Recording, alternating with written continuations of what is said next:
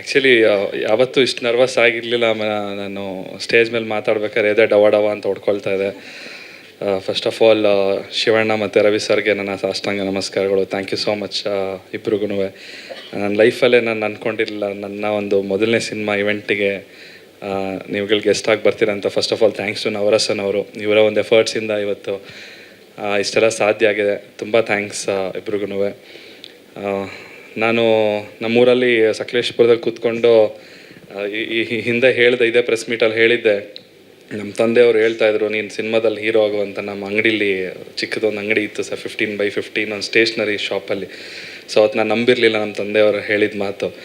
So ಇವತ್ತು ಅದು ನಿಜ ಆಗಿದೆ ಸರ್. ನಮ್ಮ ಇಡೀ ನಮ್ಮ ಸಮಸ್ತ ಕುಟುಂಬ ನಿಮಗೆ ತುಂಬ ಚಿರಋಣಿ ಆಗಿರ್ತೀವಿ ಈ ಒಂದು ಇವೆಂಟಿಗೆ ನೀವು ಬಂದಿದ್ದಕ್ಕೆ.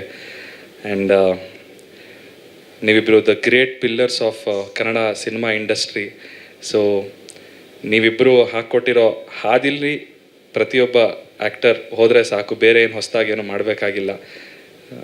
ಎಷ್ಟೇ ಜನ ಆ್ಯಕ್ಟರ್ಸ್ಗಳು ಬರ್ಬೋದು, ಹೊಸ ಹೀರೋಗಳು ಬರ್ಬೋದು, ಬಟ್ ನೀವು ಪಟ್ಟಿರುವಂಥ ಶ್ರಮ, ನೀವು ಕನ್ನಡ ಇಂಡಸ್ಟ್ರಿಗೆ ಕೊಟ್ಟಿರುವಂಥ ಒಂದು ಕೊಡುಗೆ ಇನ್ನು ಎಷ್ಟೇ ಹೀರೋಗಳು ಬಂದರೂ ಯಾರೂ ಕೊಡೋಕ್ಕಾಗೋದಿಲ್ಲ ಸರ್. ಅದು you are the great legends of Kannada cinema industry.